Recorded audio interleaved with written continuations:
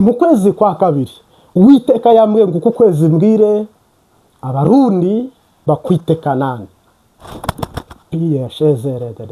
Uku kwezi kwite Kanani, kubera ko ijambo ryimika ryavuye mu ijuru ryimika mu gihugu cy'u Burundi, kandi ijambo ryimura rivuye mu ijuru rije kwimura mu gihugu cy'u Burundi, kuko Uhoraho yambwiye ngo uku kwezi kwa kabiri, uku kwezi kwa kabiri mu kwite Kanani, ukwezi kwa gatatu mu kwite Kanani. Kandi data yambwiye ngo icyatumye biteba kwari ukugira ngo abanze abike imipanga, abike ibiso, abike imbunda, abike intwaro zose shitani yari yaregeranyije zo kwica abatutsi cyangwa abahutu, kuko amaraso yasesetse ari menshi, nta yandi maraso agomba guseseka. Hajya rero abimika uko mutamenya uko agiye ko, ni nako mutagomba kumenya uko avuye ko. Kandi hajya Imana mpamya ko buno turi mwishyira mu bikorwa icyo Imana yavuze. Hano rero tubwire Uburundi, tubwire u Rwanda, tubwire Uburugande, twitegure amahoro, Side Kivu na Nord Kivu ndetse Kongo. Umugambi, intego y'Imana. Hano ibyiringiro mwahagurukanye cyangwa se mwahawe n'Imana cyangwa se mufite mu buryo ntashobora giwe kurondorera hano. Yesu ashimwe cyane. Nagira ngo nkumenyeshe amakuru avuye mu ijuru. Amakuru avuye hehe? Mu ijuru.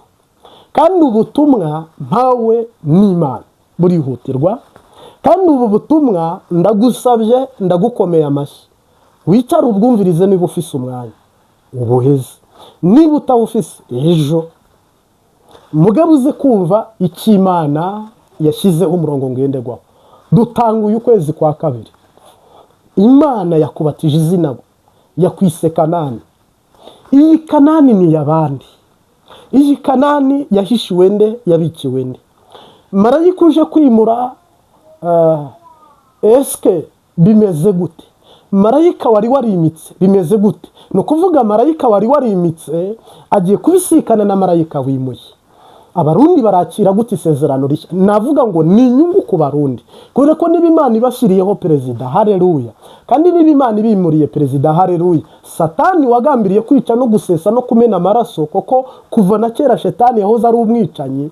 Navuga ngo uyu mudayimoni unywa amaraso koma musosi na ndagara nahombe, kandi Uhoraho amuhombeshe, kandi ijuru riba ryo rimuha ibihano bimukwiye, kuko Bibiliya ivuga ngo Uwiteka uhane Shetani. Yego, uyu munsi wa none ntabwo navuga ngo njyewe wakoreshejwe nk'umukozi cyangwa nk'umwana mbizi kuruta abandi. Hano hari n'Abarundi bafite amakuru kuruta naya. Ikikora ku Mbabazi TV gatatu twagiriwe ubuntu, n'iryo jambo bisiguye imbabazi, noneho gatatu n'ubutatu butagatifu, harimo n'ababona byanditse ngo Imbabazi TV gatatu bamenye isiguro cyangwa ubusobanuro. Rero eske birakorwa muri uku kwezi mu ntango, mo hagati, cyangwa mu mpera, cyangwa ni mu kwa gatatu? Nukuri twebwe turi abantu, ariko Yesu Kristo kuva kera ni Imana, kandi n'ijambo wahoranye n'Imana. Abarundi bari mu mpimba, Abarundi bari hanze y'igihugu, Abarundi bari mu gihugu, ndetse na perezida ubwe n'indongozi cyangwa abayobozi bayoborana.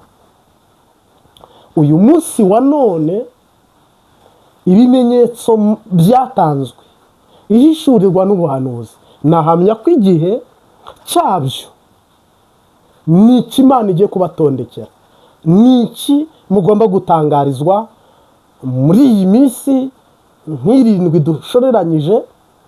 Kandi navuga ngo umuntu wese akwiye kugaba cyane asenga, kubera ko gusenga niko gushobora kurokora igihugu hataguye ibara cyangwa n'ikindi kintu.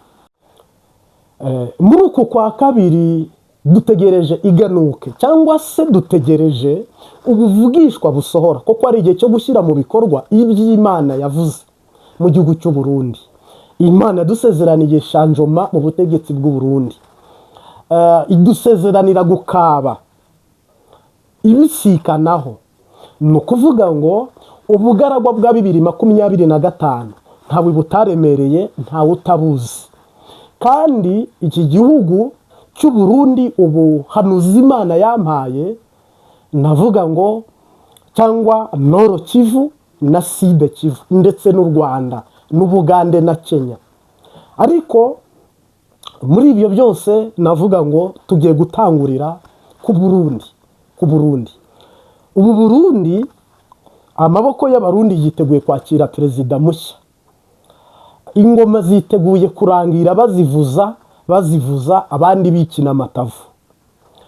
Ikiringo cy'umukuru w'igihugu nyene cyubahiro Sebarundi Evariste Ndayishimiye kw'Imana ikirangije cyangwa kw'Imana yakirangije, sahizi nta muntu ushobora kucyongera, kuko ijambo ryimika riri mu ijuru, kandi ijuru riri muri gi, kandi ijuru riri muri wowe niba uri umwizera. Ijambo ryimura ribanza mu ijuru, kandi iryo riri muri jewe, kandi iryo riri muri wowe niba wemera ko Imana ariyo igena, ari nayo ishyiraho ikanakuraho. Icyo niba tugihuriza ko eme.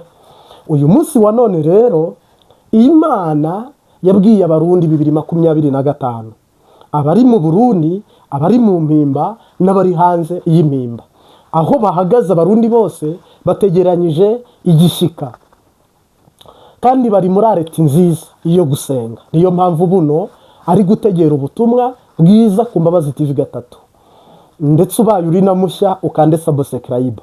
Ntabwo twe turi abanyepolitike ngo duhangane mu buryo bw'umubiri, ahubwo dushobora gutangaza iby'Imana, hakabamo bamwe bikomeretsa cyangwa abatabikunda ku nyungu zabo. Mugabo rero ntabwo Imana yitiranya amazina, ntabwo Imana yihenda ntinibeshye. Uyu munsi wa none rero navuga ngo muri uku kwa kabiri, ese Imana izashyira mu bikorwa isezerano ryacu Sebarundi imweguze? Ese ni mu ntanguriro z'uku kwa kabiri, ni mo hagati, cyangwa ni mu mpera zako, cyangwa ni mu kwa gatatu? Amakuru Imana yaduhaye, ibimenyetso Imana yaduhaye mu minsi duhejeje, iyerekwa n'ihishurirwa twagize mu minsi itambutse, ese ibyiringiro biri muri twe, agakiza kari muri twe? Kuko twebwe dutegereje Imana, ntabwo dutegereje abanyepolitiki. Kuko Imana intambara yayo ni nziza, turifuza ko ikura neva, nk'abantu bahababariye. Kandi ninakoresha iryo jambo ntihagire imbonerakure intuka ngo nkuyeho perezida, oyaye. Ahubwo we vuga ngo Imana ko itwimuriye perezida ikanatwimikira perezida,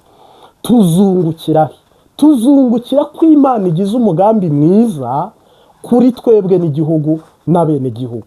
Bityo rero ntabwo abahutu bakwiye kuhababarira cyangwa ngo abatutsi bahababarire. Yesu ntabwo yaje gucamo abantu ibice, ahubwo yaje kubagira umwe. Iki si igihugu cy'abasilamu batemera Yesu, ahubwo ni igihugu cy'abakristo.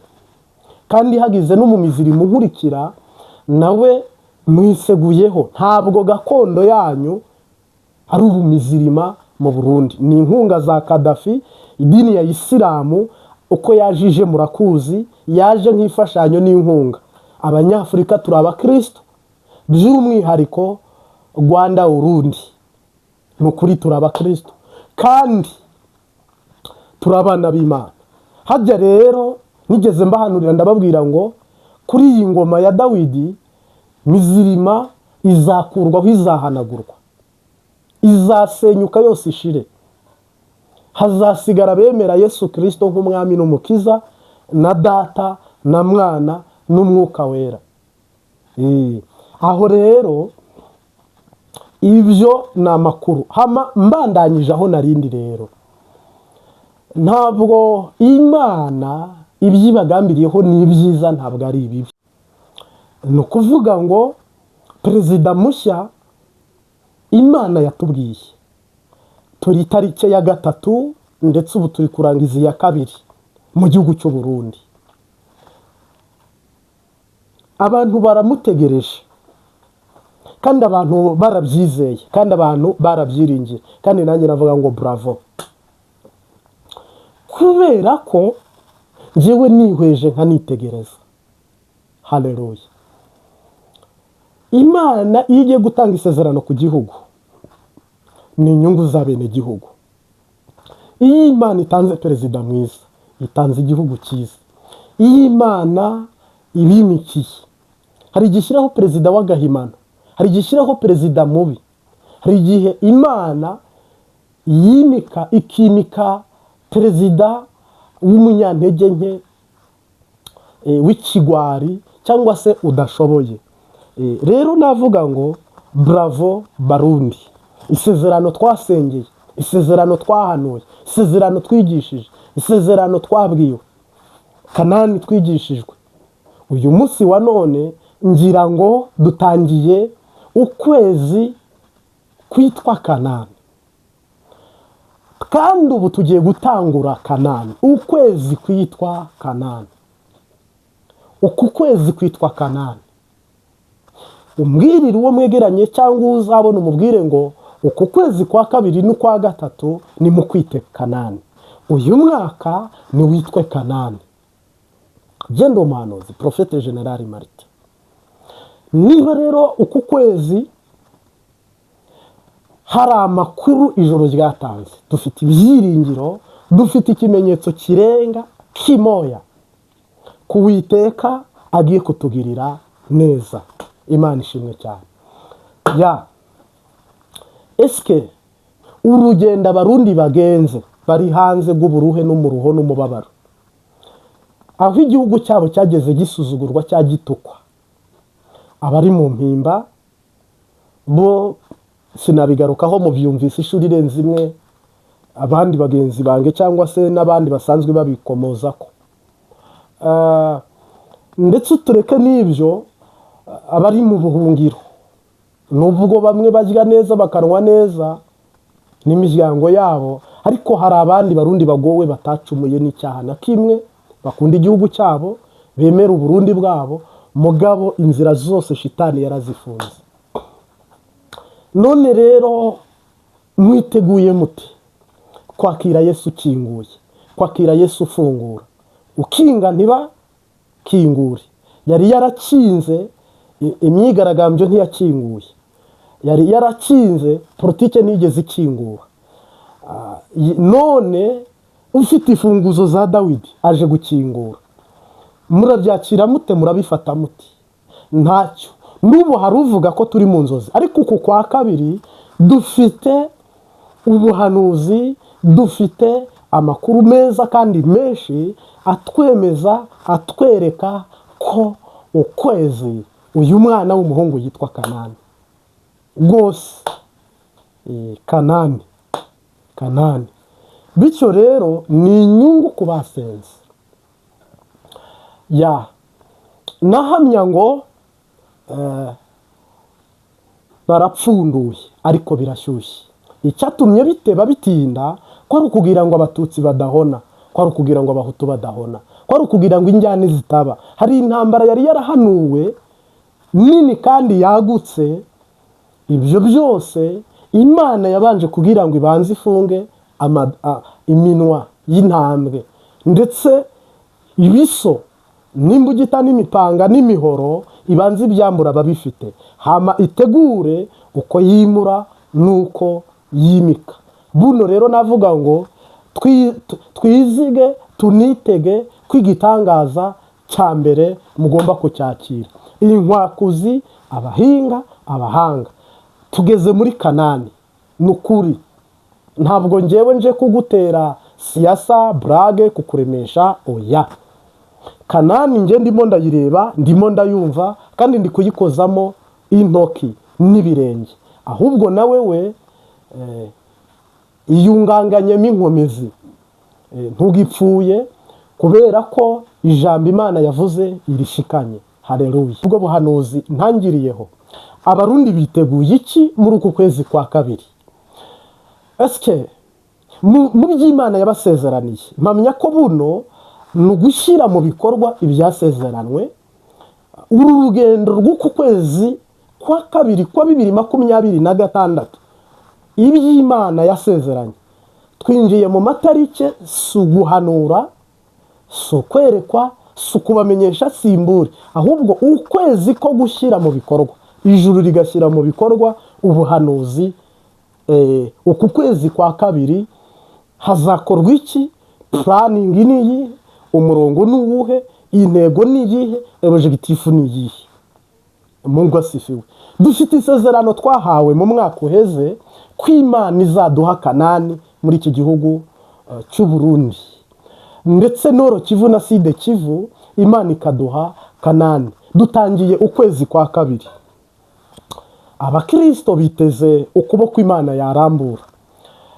Usibye n'abakristo, abasenga bakagirirwa ubuntu bwo kuyaga no kuvugana n'Imana. Uku kwa kabiri hari amakuru y'inzozi mwagize, na hano hari amakuru y'ubuvugishwa twatambukije, hari amakuru y'ijuru yagiye atambuka. Umuntu wese ararorereye, arategereye, afite ibyiringiro, arimo aravuga ngo harabiki. Uri kubaza umutima wawe, uri kumva mu gutwi, uri kurebesha amaso, uri kumva ikirere, uri konegite nijoro, uri kuvuga ngo harabiki. Ibicuro mu Kirundi sinibaza uko babyita, ariko umengo ni ibicuro. Naho ibicuro biri gutera mu biganza bihatsiki, umugendo uhatsiki, umuriro kumuhutera uhatsiki. Donc ibimenyetso byatambutse byari bigamije iki? Intego y'ibimenyetso byose mwabonye, ubwo mwabonaga Nyamugigima mukayumva, ubwo mwabonaga inyenyeri zigiye uku zishoreranye, ubwo mwabonaga umuriro waka ariko igihuru ntigikongoke, byari bivuze iki? Ubwo Yesu yabiyerekaga mu musozi, byari bihatse iki? Byari bivuze iki?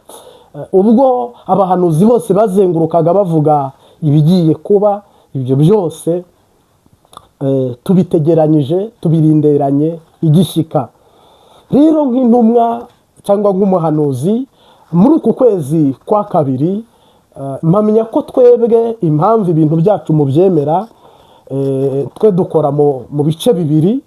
Mu ruhare rw'umubiri tugomba kuvuga ukuri, noneho twagera mu mwuka tukavugishwa n'umwuka, dutegetswe, turiwoburijwe, tubwirijwe n'Imana, kuko dutinya kurimbuka kandi tutari abacu ngo twigenge.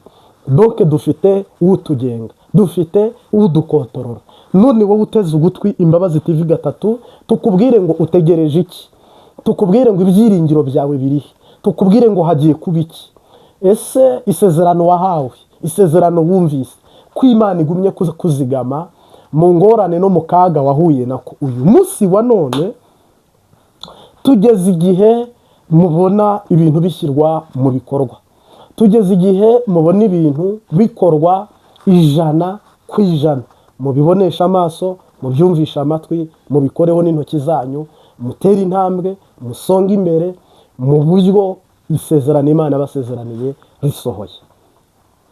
Nimvuga ibyo nuko Imana yadusezeraniye impinduka mu butegetsi bw'u Burundi, kandi dusezeranira shanjoma, kandi tubwira ko ibyo ari bigiye kuba. Harimo abantu bambwira ngo nje ntabwo nigeze mbabwira ngo 2025 na hano ibimenyetso nta hantu nigeze mvuga ngo perezida aravaho mu kwa 12 cyangwa mu kwa 11 cyangwa mu kw'icyenda. Ya jewe sinywa inzoga, sindi umwana w'umuhanuzi, ikintu mvuze ndagikurikira. Nice kora hari gimbonera kuri hano zitwandikira n'abandi bantu badakunda ubutumwa bwiza, cyane ko uru ni urubuga rwagutse, dukurikirwa n'abarozi n'abapfumu, nabo baratwumviriza, dukurikirwa n'abanyepolitike, dukurikiranwa n'abanyeshari batandukanye. Ni na ngombwa ko ashobora kwandika message agatukana. Mugaba bimwe ntabwo ari njye ufite amakuru genyine, hari n'abafite arutaya yanjye mugabo batashoboye kubona uko babitangaza n'uko babivuga nk'uku kwa jewe. Reka dusangire indirimbo ya 77 mu gakiza muri kanike kinyarwanda. Mureba urukundo rukomeye cyane twahawe n'Imana ihoraho, twahinduwe abana b'Imana ihoraho, dukwiye kubana amahoro, tuzanezerwa cyane mu ijuru, tuzaririmbana n'abera, tuzambikwa ikuzo muri urwo rukundo, amarira azaba mu ijuru, tuzanezerwa cyane mu ijuru, tuzaririmbana n'abera, tuzambikwa ikuzo muri urwo rukundo, amarira azaba mu ijuru, tuzanezerwa cyane mu ijuru, tuzaririmbana n'abera, tuzambikwa ikuzo muri urwo rukundo, amarira azaba mu ijuru. Utugirira ubuntu Mana ihoraho mu rugendo rwacu dufite, utwoherereze umugisha mukiza, tubashe kukumenya Mana, tuzanezerwa cyane mu ijuru, tuzaririmbana n'abera, tuzambikwa ikuzo muri urwo rukundo, amarira azaba mu ijuru, tuzanezerwa cyane mu ijuru, tuzaririmbana n'abera, tuzambikwa ikuzo muri urwo rukundo, n'amarira azaba mu ijuru. Hariho abahamya b'urupfu rwa Yesu, nibo barungurutse mu mva, Yesu ubwo yamaraga kuzuka mu mva, hanyuma yagiye mu ijuru, tuzanezerwa cyane mu ijuru, tuzaririmbana n'abera, tuzambikwa ikuzo muri urwo rukundo, amarira azaba mu ijuru, tuzanezerwa cyane mu ijuru, tuzaririmbana n'abera, tuzambikwa ikuzo muri urwo rukundo, n'amarira azaba mu ijuru.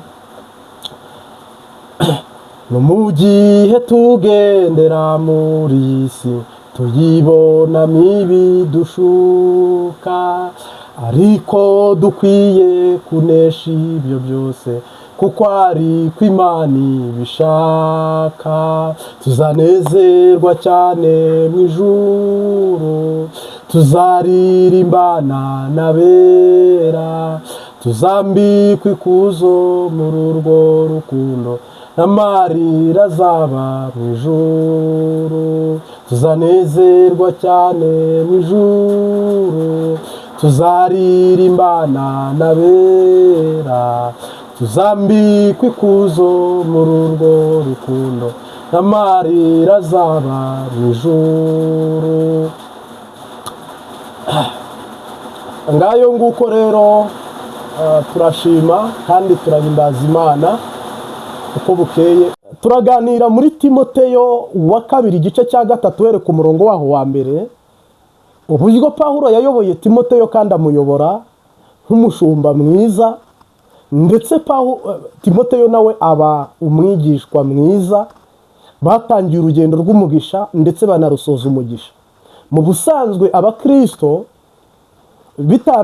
bitarapfiriye mu bungeri, byapfiriye mu bigishwa, ariko mpamya ko byapfiriye mu bigisha para raporo y'abigishwa, kuko umwigishwa ibyo mumusaba n'ibyo akora, kandi ibyo mumugomba n'ibyo yuzuza. Uyu munsi wa none rero Timoteyo Pawulo yabaye nk'umuhimburi. Iyo umuntu ari kukuburira, iyo umuntu ari kukubwira ngo tasiyo iri barabara ugiye kuzagenda, aha hantu ugiye kujya, uru rugendo utanguye, doke muzabona n'abana banyu mubaha impanuro bakiri abasore bakibyiruka, kugira ngo bazavemo abagabo biva muri mwe, kugira ngo bazavemo abagore biva muri mwe. Ni ukuvuga ngo umuntu yiga imyaka 10 akagira ubumenyi, kandi yabushyira ku isoko bukagurwa, kandi akabugurisha bunahenze. Umuntu wize imyaka 10 aba afite ubumenyi ajya gucuruza. Mu isi yo kugura no kugurisha mu kinyejana tugezemo, twari dukwiriye umuntu witwa Pawulo, twari tunakwiriye umuntu witwa Timoteyo. Muri uru rugendo twebwe turi kugenda nta maso, turi kugenda nta matwi, turi kugenda buragi. Nimbivuga uko untahure, kubera ko uru rugendo uraza gusanga benshi bari kugenda ubu 2030 akuna abari nta makuru dufite y'Imana, dufite amakuru yo mu isi. 2030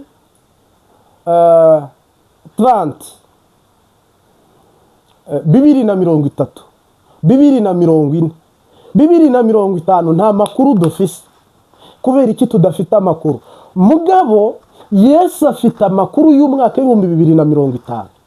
Niba hazaba ibyorezo, niba Bibiliya bazaba barazitwitse, niba nta eglise nimwe izaba isigaye, niba abasenga tuzaba twarishwe, mugabo nta makuru dufite y'aho hantu turi kujya. N'ay'umwuka sahizi, Pawulo yabwiye Timoteyo ngo nuzagera mu bihe biriya yamubwiraga, uzahasanga abantu bikunda badakunda ababo, uzahasanga abantu batumvira, uzahasanga abantu birarira, uzahasanga abantu bakunda amafaranga. Bune tugura ijambo ry'Imana tukarigurisha. Nicyo kinyejana tugezemo, kandi biri kugenda biba umuco. Mugabo siko byari bikwiye kuba biba.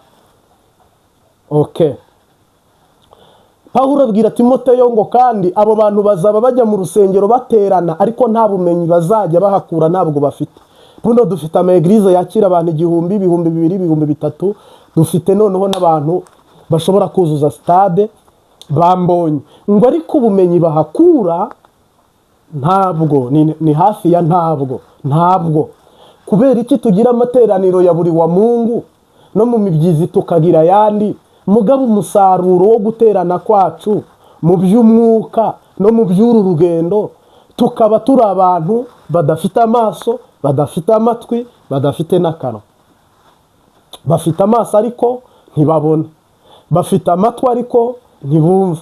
Ofete uru rugendo simpamya ko iri barabara rigaragara cyangwa se uyu muhanda ufunguye, simpamya ko mu isi iyo uri kugenda uvuye Bujumbura werekeje Ingozi ku manywa ufata umuvuduko uri hejuru y'ijana, ko kwibarabara riragaragara. Mugabe ibarabara ryo mu mwuka nukuri turi kugenda buhumyi, turi kugenda buragi.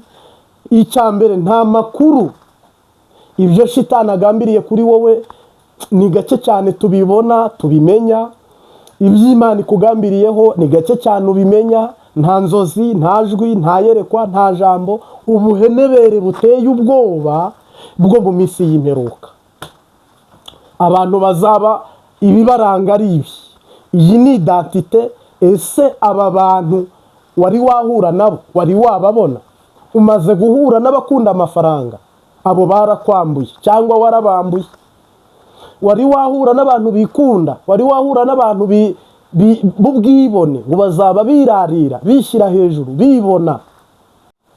Tugeze mu isi ya pocket, tugeze mu isi ya mini, tugeze mu isi y'abantu bafite impwemu y'ubwibone, tugeze mu isi y'abantu bafite umwuka wo gukunda amafaranga, turi mu isi y'abantu bafite guterana ariko badaharaniye ubumenyi. Bamenye gusenga, bamenye kuririmba, bamenye gukizwa, bamenye gukiranuka, bakira ibitangaza. Tugeze mu isi y'abantu batunze Bibiliya ariko Bibiliya itabatunze. Tugeze mu isi abantu batacemera kugirwa inama no kuyoborwa. Tugeze mu isi abantu bararikiye ibibanezeza, ibibafitiye inyungu. Tugeze mu buhenebere buteye ubwoba. Tugeze igihe abantu bagwaye bwake mu mwuka, tugeze igihe abantu barwaye bwashye, bwashe, sinzi mu kirundi ukuri bubyumve. Tugeze igihe abantu bari mu itiro batazi bibiri yakazoza kiwe, bibiri kombya kunabari. Ni ukuvuga rero tugeze igihe ibintu byacanganye. Ku manywa izuba iyo hageze amanywa riraza, hagera ijoro rikaza, mugabo twebwe iby'imwemu n'iby'umubiri byarivanze. Irondo ryivanga n'ibisambo, amata yivanga n'amazi, ibintu barabifungura bigisha, baradubura rwose, ibintu barabipirata bya Bibiliya, bakereye ibindi bitabo. Ba Petero ni benshi, ba Yozefu ni benshi, hari n'abo baheka. Ubu ibintu byabaye, hari abantu basengwa. Ubu ngubu imana ni nyinshi. Abantu bazaba birarira, bikakaza, bishyira hejuru, batumva, bibona, bafite ishusho yo kwera ariko bahakana imirimo n'ibitangaza by'Uwiteka. Ubu kugira ngo usenge uzure umuntu bahita bavuga ngo ni shetani gukoresheje, uretse ko bishoboka gakeya. Abantu ntibakeneye gukoreshwa n'Imana ibitangaza. Abantu bamaze kwinjira mu isi navuga y'amarira n'umubabaro no kuruha, isi yo kugura no kugurisha yitwe manguhe nipe nikupe. Iby'ubuntu birarangiye, ubwo urukundo ruraheze. Koko niba nta buntu bukiri mu bantu, ubwo urukundo rurarangiye. Niba nta buntu bukiri muri twe, egare ku rukundo kwa Herine. Mugabo rero ibi Pawulo abibwira Timoteyo, aramubwira ngo mu gihe kizaza hazabaho ibihe birushya, birangwa n'ibi, bigizwe n'ibi, amuvira ido n'ido kugeza urugendo rwa Timoteyo rugiye rugenze neza. Uyu munsi wa none twe Bibiliya turayitunze, ntabwo idutunze. Bibiliya ubundi mu busanzwe yakabaye ari igutunze, kuko Yesu ari muri yo, Data ari muri yo, Umwuka ari muri yo. Mugabo kubera ko ushaka kuyoborwa n'inyungu zawe, ushaka kuyoborwa n'ubuzima wigombera, ushaka kunyura mu ibarabara ugomba, hari abakaga kenda kugwira isi. Iri ni ishyano. Tugeze mu gihe navuga ngo abantu na Yesu azaza nk'umusuma abantu batabizi. Koko niba umuroza gutungura ntubimenye, inyatsi ukajya gucuruza utazi niba uzunguka uzahomba, ukajya i Burayi utazi niba uzavayo, uzagwara utazagwara, ukazana umugore utazi muzabana cyangwa ntituzabana, ugashaka umugabo utazi ngo nzubaka cyangwa sinzubaka, ukabyara abana utazi, nabo bakagira ababyeyi batazi. Koko amakuru wakayahawe n'ijuru, ntabwo tugifite ubushobozi bwo kumenya ayo makuru. Turi mu ntege nke arizo zakuruye ubuhenebere. Umuntu arimwo ibice bine, hari igice cy'umwuka, hari n'igice cy'umubiri. Hari ibikorwa dukora mu mwuka n'ubuzima bwo mu mwuka. Mvuze umwuka ni Mwuka Wera, mwemu yera. Hari n'ibyo dukora mu mubiri. Ibi bintu byose nubiteranya, nunabyihweza, signification yabyo bifatikanyiriza hamwe kugwiza umwimbo muri wowe w'iby'umwuka n'iby'umubiri. Mugabo rero iby'umubiri turi abahinga, turi abahanga, ntabwo dushobora gutsindwa. Turafungura, turambara, turiho mu buzima butomoye, bufite ikerekezo, bufite aderesi. Hano rero navuga ngo tugeze mu bihe bibi Pawulo yahanuye. Tugeze kubera ko abantu batigeze baharanira kurya, kubera ko abantu batigeze baharanira kunywa, ndavuga iby'umwuka, ntabwo bigeze bagira ubuzima bwiza bubemerera kwicara mu maguru ya Kristo. Ntabwo bashobora. Umuntu utariye yumva nabi, umuntu utanyweye areba nabi. Hari ibyo kurya birinda indwara, hari ibyo kurya byubaka umubiri, hari ibyo kurya bitera inkomezi, inguvu. Yesu rero ngo hahirwa abafite inzara n'inyota, kuko aribo bazahazwa. Muri abo rero twebwe twanze kurya, twanga kunywa, turya nabi, tunanwa nabi, bituzanira akaga ko guhenebera bituzanira akaga ko kwinjira mu ntege nke, noneho tugwara bwake, tugira ingorane yo kutumva no kutumvira. Bityo abigisha bacu badusomera misa, basoma ivanjiri, baduha igihe. Niyo mpamvu nta bumenyi natwe dufite.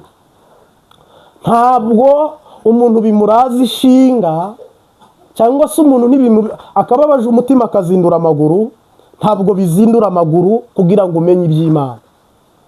Kandi ngo ushaka inka aryama nkazo, ntabwo wowe ushobora kuryama nabi kugira ngo wunguke ubumenyi bw'Imana. Umwanya duha Imana ni uwo dusaguye mu bikorwa byacu. Umwanya wo gukorera Imana ni uwo kuruhuka muri wikendi. Muri wikendi nzajya gusenga, nabwo usenga ubonetse nyene. Uko rero iby'Imana twabihaye nimero ya nyuma, ngo ariko mushimisha iminwa yanyu, ariko imitima ikamba hehe? Kure. Ikibikubwira bigaragarira kuri teri. Ntabwo uri umwigisha ushyitse, nturi umunyamasengesho ushyitse, nturi n'umwigishwa ushyitse. Nibura ngo uvuge uti ndi kwigishwa, ndabigomba, ndabikeneye. Cyangwa ngo uvuge uti ndi umwigisha, mparaniye kwigisha. Martin Luther atari jewe. Documentaire zivuga ko yararaga muri neje.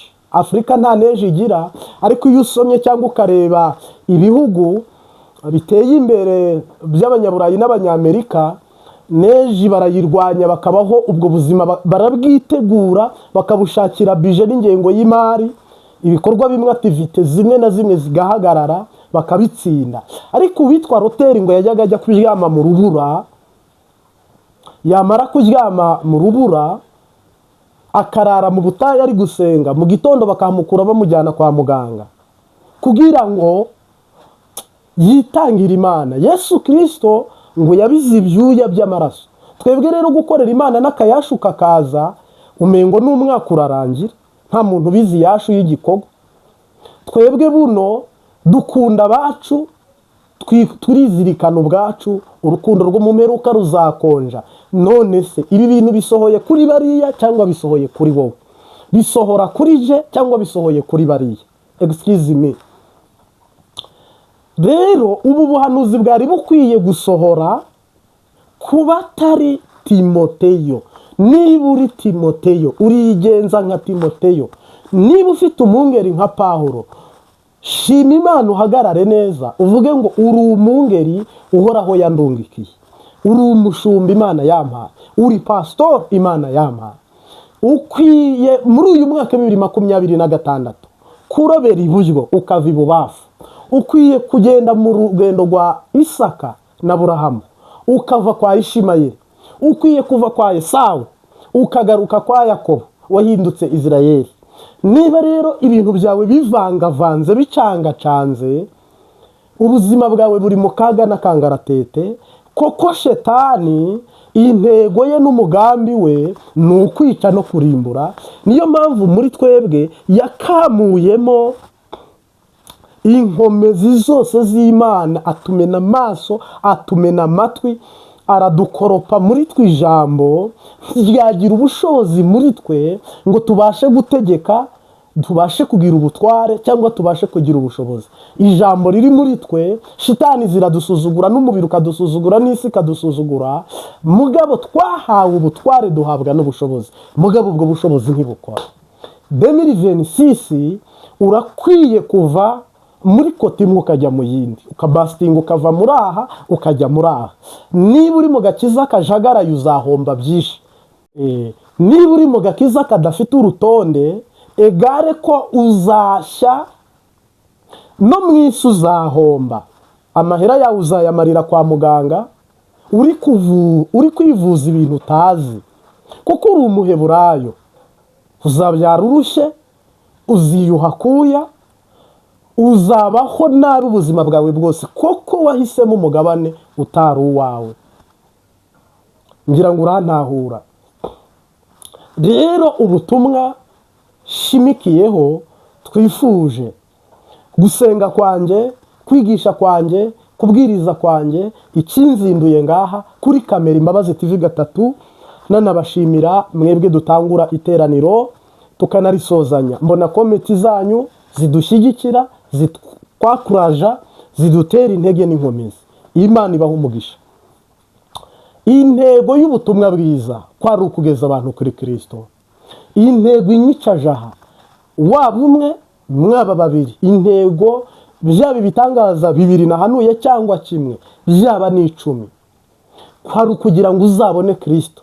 Ntabwo profi nubwo dufashanya mu by'umubiri, nubwo uwo mugabo agufasha, ariko ubufasha bwa mbere nagufasha iby'ubugingo.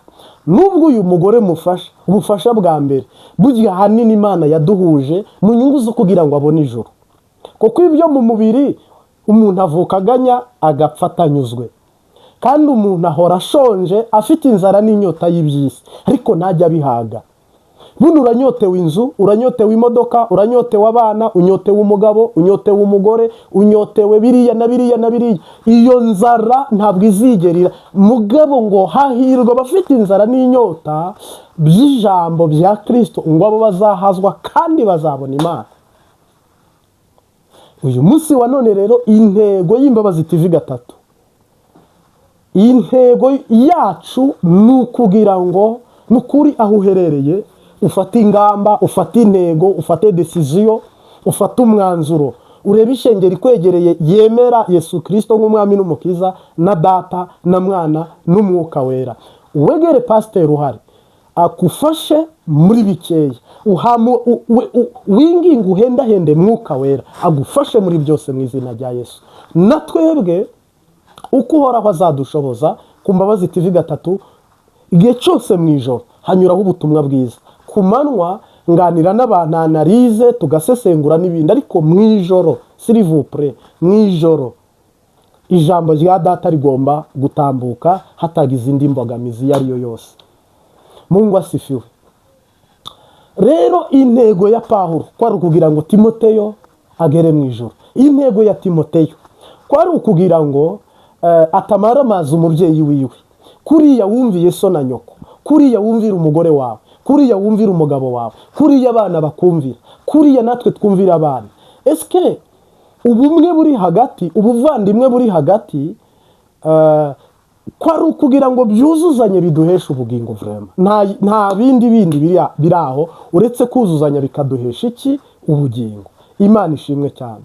Mbwire rero abantu bateze ugutwi Imbabazi TV gatatu, abantu bakunda Imbabazi TV gatatu, nukuri dufatikanyirize hamwe kubaka, gushyiraho urufatiro ruhera mu mizi ubutumwa bwiza, ntitube tugongwa ubuhanuzi ngo budusohoreho kimwe n'abapagani. Jamais. Ntabwo Yesu akwiye kuza mu Burundi mutabizi, ariko abahanga buno murabizi ko agiye kuza. Ntabwo Yesu akwiye gukuraho perezida mutabizi, nta kizaba ntababwiye, ntabibiye akabanga. Mwebwe musaba ku manywa no mu ijoro. Ntukwiye kubaho buhumyi, ntukwiye kubaho buragi, ntukwiye kubaho bupfamatwe, ukwiye kubaho wuzuye mu buryo bw'umwuka, ukwiye no kubaho mu mubiri wuzuye. Ni uburenganzira wemerewe 100%. Ahubwo umwanzi yarakuriganyije akwereka ko ukwiye kubaho mu mubiri mu buryo bwuzuye. Noneho iby'umwuka kutabizi kandi uri umukristo, shitani nawe akugwanyirizaho, agukubitiraho, akugwanyirijaho nyene kugira ngo utsindwe n'uburiganya bw'umwanzi. Ariko no digeze umukama gutsindira kuneshereza. Rero intego niyo n'umurongo nuho. Mwami Yesu turagushimiye, uturinde, uduhe kuba abigishwa beza imbere y'abigisha, uduhe kuba n'abigisha beza imbere y'abigishwa. Izina rya Yesu Kristo w'i Nazareti, umwigisha n'umwigishwa tugabanira imbere yawe. Ndagutakambiye rero nyaguhora ku ngoma, mu izina rya Yesu Kristo w'i Nazareti. Ni wowe rurangiza rwa burundu, washoreye abo mu isezerano rya kera bagera mu ijuru, ushorera abo mu isezerano rishyashya bagerayo. None natwe muri iki kinyejana cya 2026 tuzanye amavi y'umutima n'ay'umubiri, tuzanye ubwenge, tuzanye amatwi, tuzanye amaso n'akanwa. Utugirire deliverance, utuvure ubugwayi bwose butuma tutaba bigishwa nyabo, tutaba nabigisha nyabo. Mu izina rya Yesu uturwanire ku murango no mu ijoro. hama rero mukama w'ikigongo, nukuri ubwo ugenderera abandi ntudusige, ubwo utabara ubwo harira abandi natwe ntudusige. Shimiye umuntu wese waduhaye nk'intama, niwe mungeri mukuru muri twebwe. Ngaho rero mwami, mu mahanga yose ukubaha agakora ibyo gukiranuka uramwemera, uwihanywe umubabarire, usabye guhindura umuhe guhinduka, kandi usabye mwami Yesu guhindura akagendera iburyo, akaba iburyo, akaba umuragwa n'isezerano. Nange ciye bugufi, nukuri tujyane muri Yerusalemu yo mu ijuru ndetse na Kanani yo mu isi tuyisangire. Ibyuzi isi n'ibiyituye n'ibyawe. Uzi ko dushonje mu by'umubiri, doke uzi ibibazo dufite byose. Rero mwami, ndakwinginze usome urwandiko rw'umutima wose uri imbere yawe uteze amatwi iri jambo. Nukuri nasaba iby'umwuka bihabwe, nasabe n'iby'umubiri bihabwe, umwunguruze umuhero ubuntu. Nukuri data, ni wowe watsinze isi n'umubiri na shetani, natwe rero dutsindire uri muri twebwe. Ndagushimiye ko uduhereye ubuntu mu izina rya Yesu Kristo, amen. Turagukunda cyane, ugume kubana natwe no kugendana natwe mu izina ry'Umunyanazareti. Ciao ciao, shalom shalom. Nkwifurije itsinzi muri uku kwezi kwa kabiri, amashimwe muri uku kwezi kwa kabiri. Nukuri tangirira iburyo, ugendera iburyo, ukomera iburyo, ntuhagarara ahantu na rimwe. Double